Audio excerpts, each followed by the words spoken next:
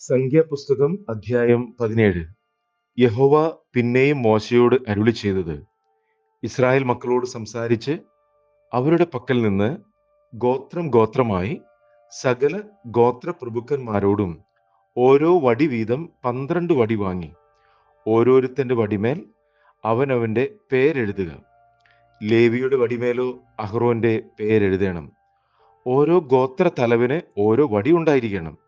സമാഗമന കൂടാരത്തിൽ ഞാൻ നിങ്ങൾക്ക് വെളിപ്പെടുന്ന ഇടമായ സാക്ഷ്യത്തിന്റെ മുൻപാകെ അവയെ വെക്കണം.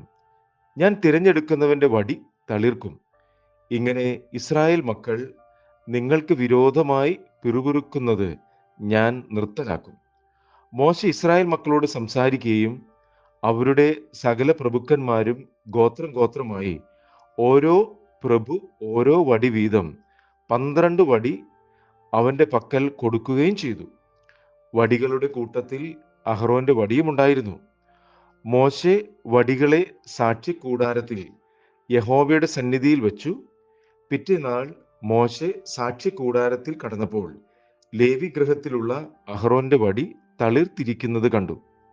അത് തളിർത്തു, പൂത്തു, ബദാം ഫലം കായ്ച്ചിരുന്നു.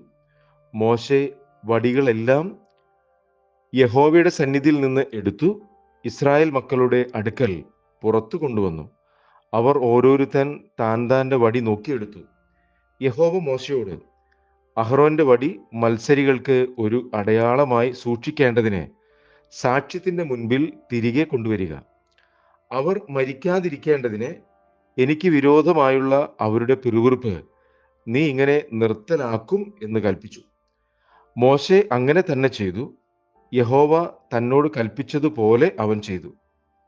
അപ്പോൾ ഇസ്രായേൽ മക്കൾ മോശയോട്, ഇതാ ഞങ്ങൾ ചത്തൊടുങ്ങുന്നു, ഞങ്ങൾ നശിക്കുന്നു, ഞങ്ങൾ എല്ലാവരും നശിക്കുന്നു.